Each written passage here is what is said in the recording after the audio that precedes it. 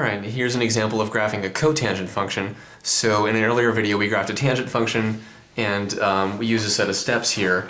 Okay, so if you want to copy these steps to follow along with, check the video description. There's a link, you can click it and open up this document and print it out and follow along if you'd like. We are also going to use some graph paper towards the end of the video, so there's a link in the description for this also if you want to follow along with some of that. So anyway, the steps for tangents and cotangents are literally identical. The only thing that's really different is the equation that we use to find the vertical asymptotes, okay? And of course, the evaluations in step 4, they're a little bit different because it's a cotangent, not a tangent, but the idea is all the same. Okay, so the only thing that's really different is the equation we use to find the vertical asymptotes, the general equation. But really, it's all pretty much the same. The rest of it's the same. So anyway, we talked in a little more detail about these steps in the tangent video, so we won't go through it again. We'll cover some of the details that are relevant, but we'll skip some of the commentary, I guess.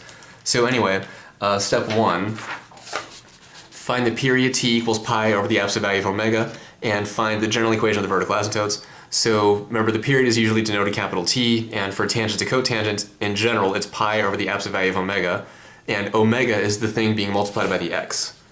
Okay, so y equals a times the cotangent of omega x minus phi plus b. So what's being multiplied by the x here? Well, it's this pi. Okay, so omega, in our case, is pi for this specific example. Okay. Okay, so now find the period, which is t equals pi over the absolute value of omega. Omega is already a positive number, so we don't need the absolute values, so it's just pi over pi. Okay, so omega is pi, so that's great. Pi over pi cancels, reduces to 1. That is wonderful, that's fabulous, that is a terrific period. Okay, t equals 1, so every 1 unit, everything starts repeating. Okay, that's great. Great in some ways. Alright, so now that's the period. Now we want to find the general equation of the vertical asymptotes. So we talked about how to do that specifically, just that in a separate video. So we're going to go through the same process. So remember, what we do is first we say original, as in the original general equation of the vertical asymptotes for just plain old cotangent of x. So for just plain old y equals cotangent of x, the equation is x equals k pi, where k is any integer. Which I'll abbreviate int for short. Gotta save time and space on those 4 extra letters. Okay, so this is for y equals cotangent of x, okay, but we don't have that, we have this big cotangent mess up here. So now what we say is new, okay, and just like in those other videos we did, when we talked about how to do this, what we do is we take everything inside of the cotangent, take everything inside of here, and set it equal to k pi. So take this whole mess, which is pi x minus pi over 4, and set it equal to k pi, and then what we have to do is solve for x. Okay, so what we're doing is we're getting the general equation of the vertical asymptotes for our new messy function here. Okay, so for y equals cotangent of x, it's just this. But for our messy function here, it's take everything inside of the cotangent, set it equal to this guy here. Okay, so now let's just solve for x. So add pi over 4 to both sides. So what we have is pi x equals k pi. Okay, maybe we can zoom in a little bit. Plus pi over 4.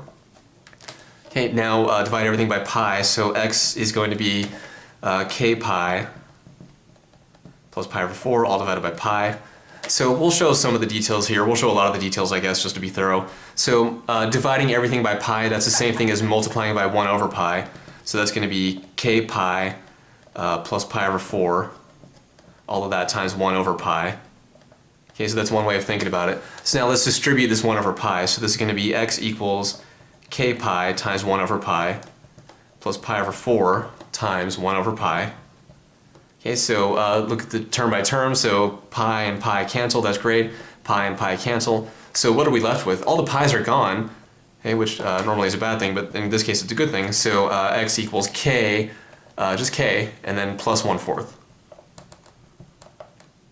Okay, so k plus 1/4. So x equals k plus 1/4, so that's our general equation of the vertical asymptotes. X equals k plus 1/4. Okay, so let's maybe make that a little easier to read. K plus 1/4. Okay, so where k is any integer.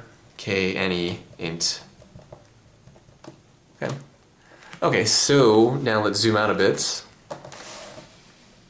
Or I suppose I could have waited to do that because now we have to go back to our steps. So that's it for step 1, find the period and the general equation of the vertical asymptotes. Now step 2, find two consecutive asymptotes by plugging k equals 0 and k equals 1 into the general equation.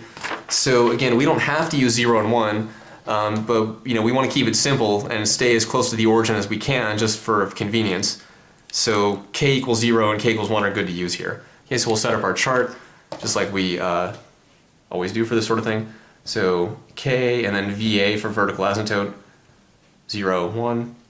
Okay, so when k is 0, what's this? Well, x is 0 plus 1/4, which is just 1/4. Okay, so x equals 1/4. Okay, and again, make sure we say x equals 1/4 and not just 1/4. Let's also make that a little easier to read. Because it is the equation of a vertical asymptote, so it's a vertical line, so we have to make sure that we express this as the equation of a vertical line and not just, give out numbers. So we have to say x equals something. And for k equals 0, x equals positive 1/4 we just saw. Okay, what if k is 1? Well then x equals 1 plus 1/4. So if we get a common denominator, multiply 1 by 4 over 4. So that's 4 times 1 is 4, and we have 4 plus 1 all over 4. Okay, common denominator. So that's 5 over 4. Okay. So 1 is the same thing as 4 over 4. 4 over 4 plus 1 over 4 is 5 over 4. So that's what we get here. Okay, so let's maybe get rid of this. Now, that's it for step 2. Find two consecutive vertical asymptotes. Now step 3, divide the interval between these asymptotes into 4 equal parts, and that'll give us 5 x values. Okay, so we do it just like we always do for this sort of thing. So take the interval between these two and divide it into 4 equal parts. So what we do is set up our little interval down here. Let's maybe use a different color to set it apart. So this right here is 1/4, and this here is 5/4.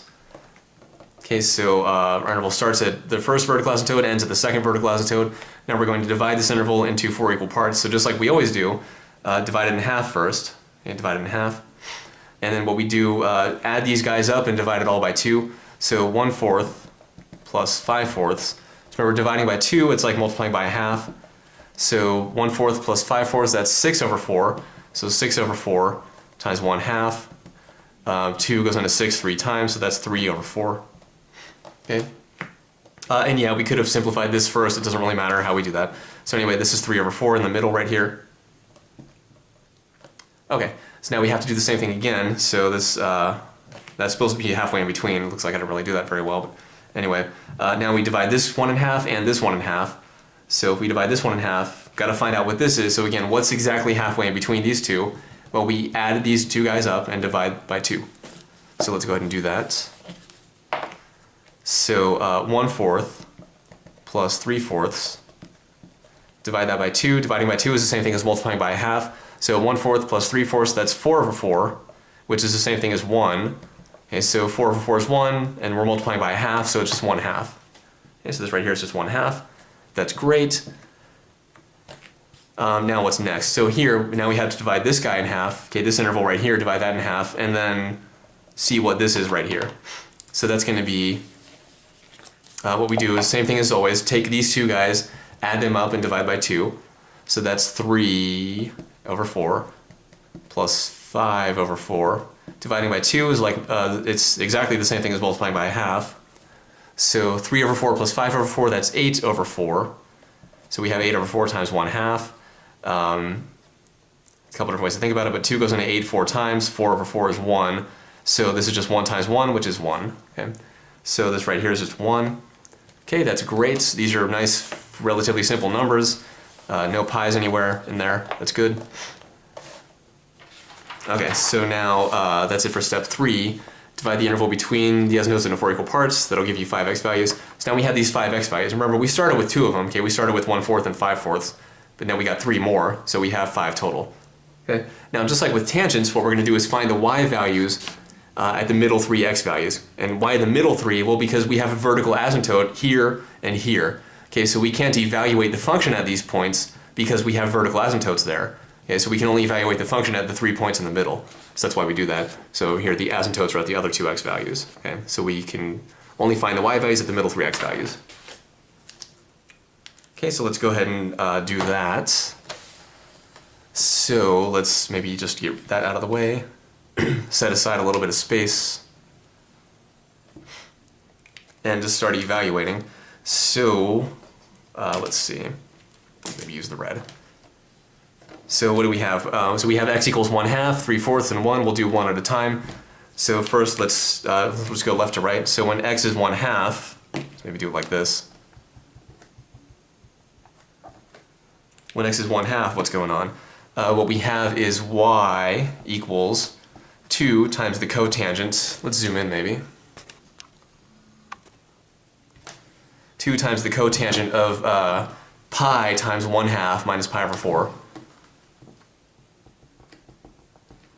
Minus pi over 4. And then plus 3. Okay, so let's simplify this separately.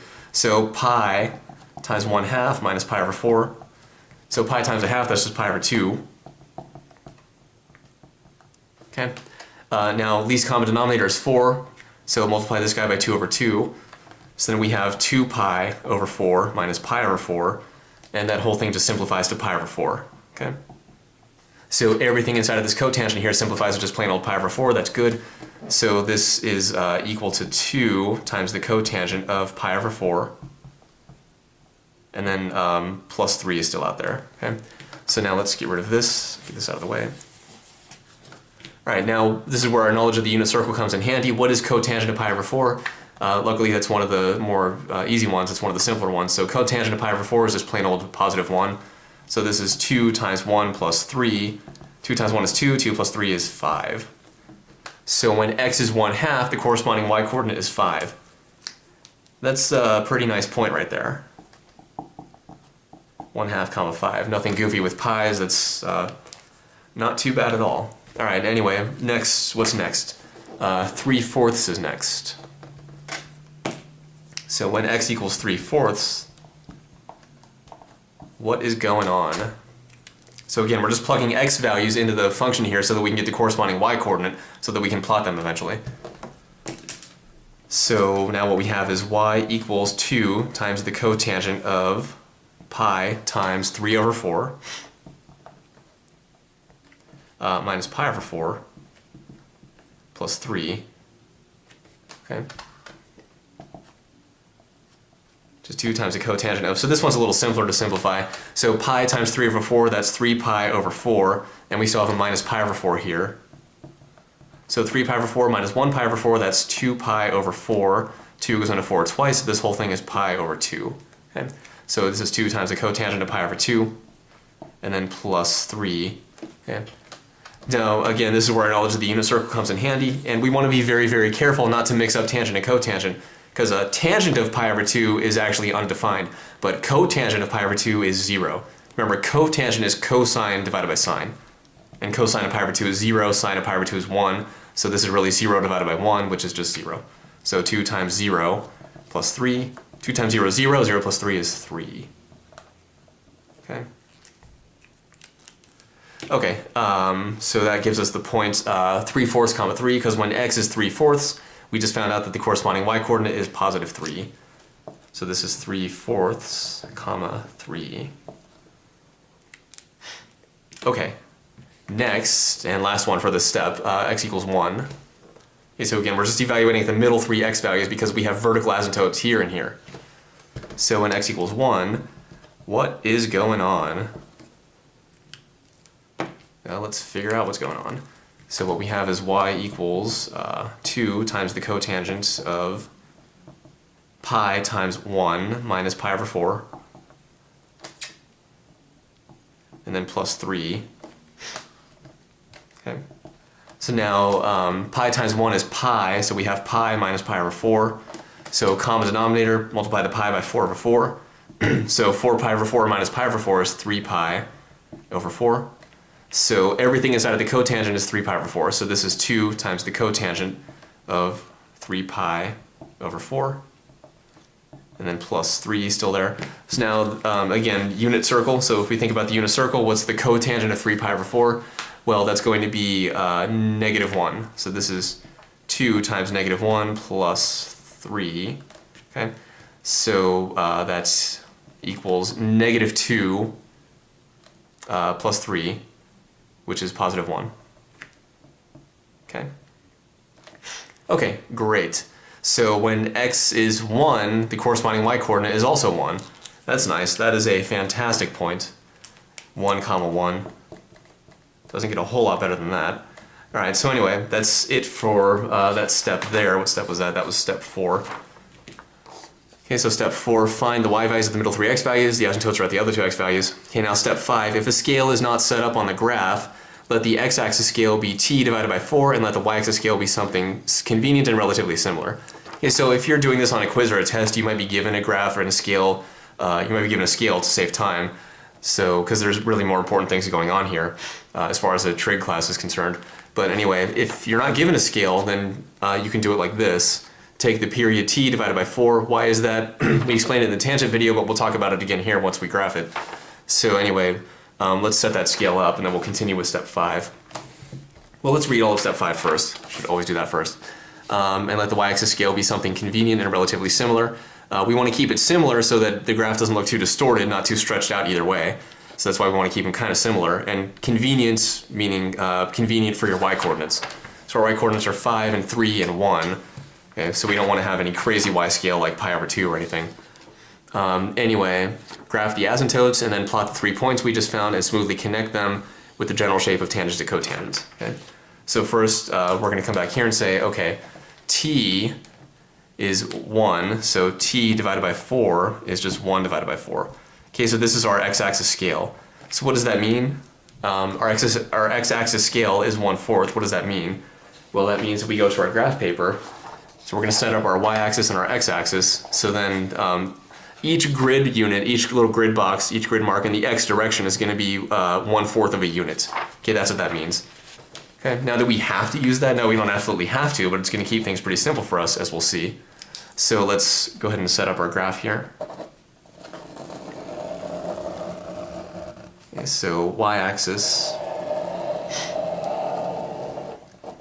x-axis. Okay, so, you know what, let's not do that. Let's not do it like that. Let's set this aside. So we want to keep our x-axis and y-axis scales kind of similar.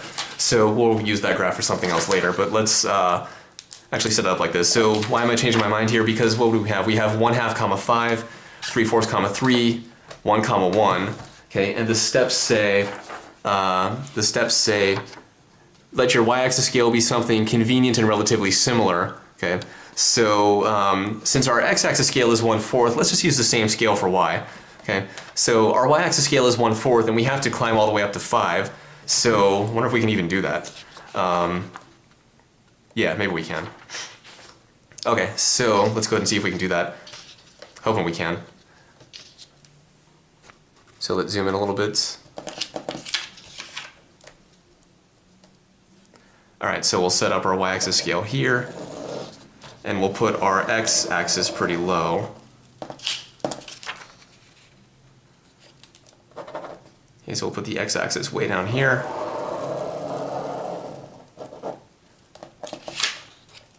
Okay, so x-axis there. Y-axis up here. Okay, so here's our y-axis, here's our x-axis. So remember, each grid box is 1/4 in both directions. So this is 1/4, 1/2, 3/4, and then 1. And then 5/4, 3/2, 7/4, and then 2. Okay, so I think that's good there, and then we'll go in the negative direction. -1 here. And then -2 here. Okay, so I'm hoping we're going to have enough room here to get to 5. So, 1, 1, 2, 3, 4, 2. 1, 2, 3, 3. 1, 2, 3, 4. Oh, great, yeah. 1, 2, 3, 5. Okay, so sorry for switching things up, but really for this old one here, we still could use this if we want. We just have to use a different scale on the y, and there's absolutely nothing wrong with that. It's just that if we want to keep things relatively similar, let's keep them exactly the same. Okay, so our x-axis scale is 1/4. Why do we want to keep it 1/4? for on the x scale. We'll talk about why soon. Okay, we'll talk about why we want to do that soon. But anyway, continuing. So let's extend beyond 5 little bits. 3, 4, so that's 6. 3. And then that's 7. Okay, great. All right, so now this was 1/4. This was 2/4, which is 1/2. This right here is 3/4. Okay, this is 1, and this is 5/4 right here. Okay, this one here is 6/4, which reduces to 3/2. This here is 7/4, which doesn't reduce, and that's 8/4, which reduces to 2. Okay, so there's a reason I want to label all those. Why is that? Well, now remember here in step 5, now we want to graph the asymptotes. So graph the asymptotes. What are the asymptotes? They're zoom out a little bit here. Remember, they were x equals 1/4, and x equals 5/4. Okay, so let's go ahead and graph those asymptotes here. So x equals 1/4. Zoom in a little bit. X equals 1/4 is right here. Okay, so we'll put that all the way up there. And then this is x equals 1/4. And then x equals 5/4, our second vertical asymptote right here. Okay, so we'll graph that there, have that here. X equals 5/4. So even though it's labeled right there, we'll still just label the asymptote just to be thorough and safe and everything. All right, now notice our x values that we did in an earlier step. So we had x equals 1/2, whoops, x equals 3/4, and x equals 1. Okay, 1/2, 3/4, 1.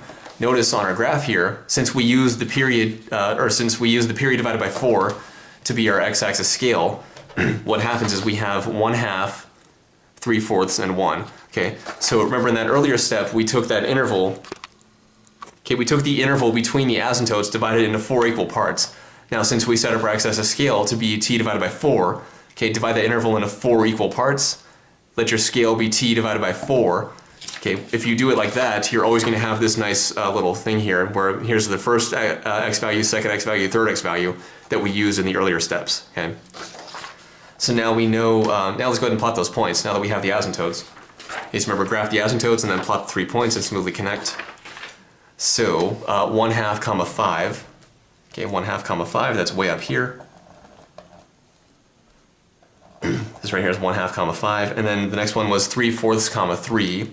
So 3/4, 3 is right here. And then 1, 1 was the next one. 1, 1. Okay, so again, be very, very, very careful because all 3 of these points, they are collinear, meaning they all lie on the same straight line, but don't connect them with the straight line, connect them with the general shape of tangents and cotangents, which means try and put a little curve in it, which might be kind of hard because, you know, it's kind of stretched out a bit. So maybe actually a shorter y-scale would have been better. I'm always so bad at that. But anyway, so extend it up here a little bit, put a little curve in it. It's going to come down. Oh, this is even worse than the tangent graph. Okay, yeah, that is atrocious. Wow, I should not be allowed to do that. Okay, anyway, what a mess, what a nightmare.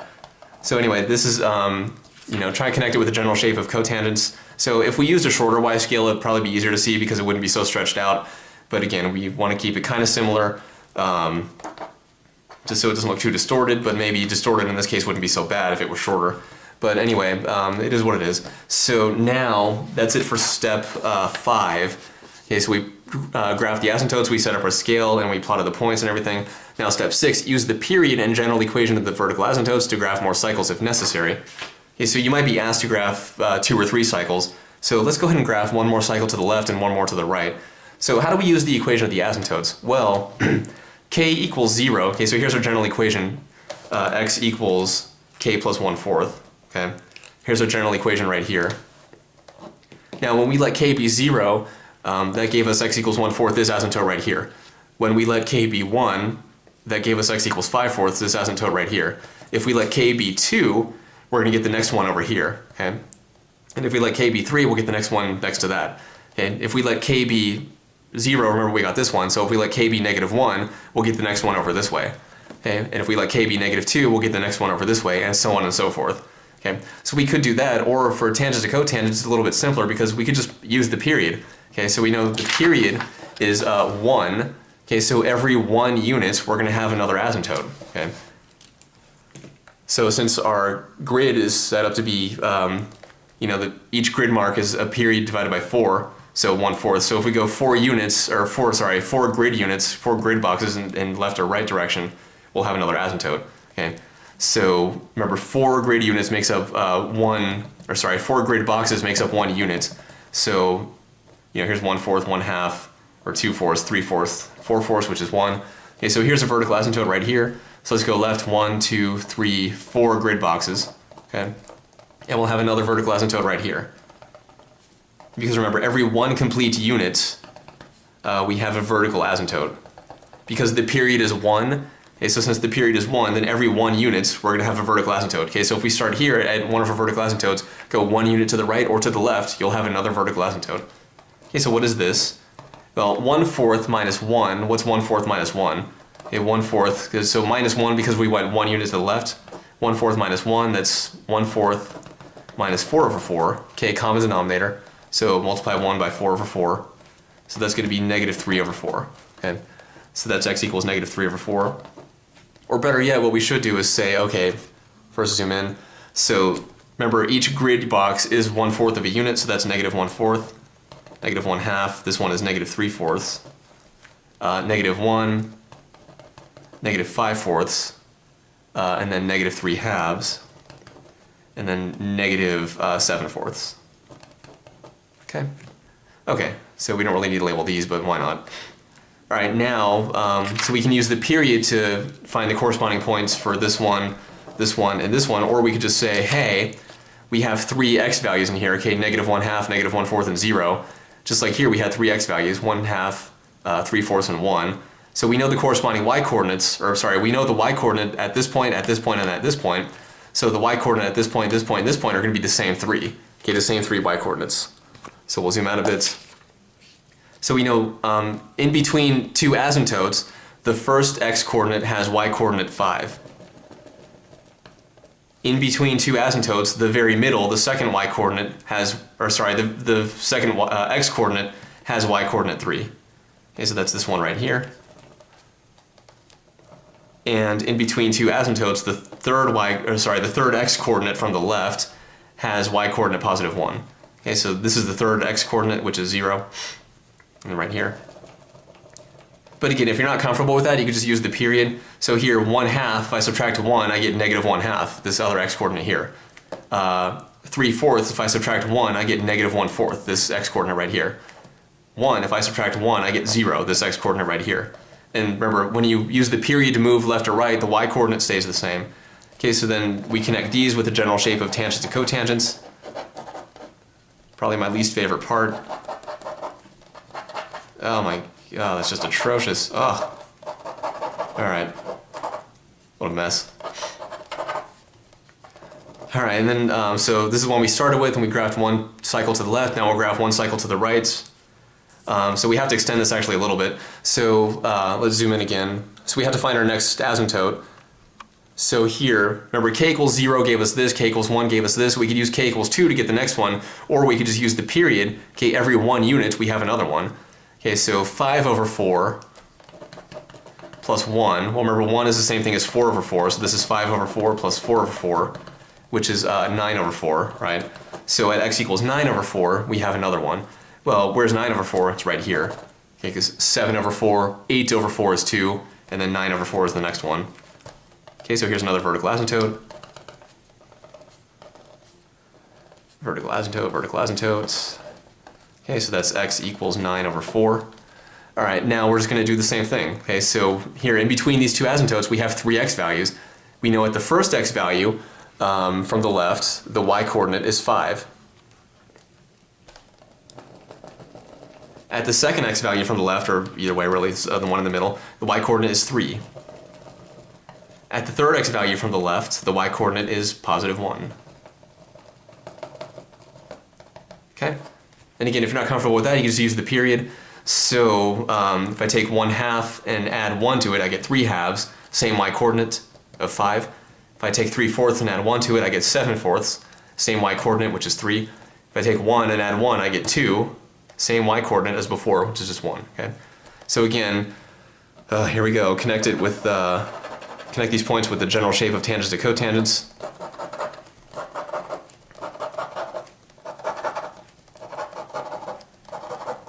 Oh man, I will be happy if I never do that again.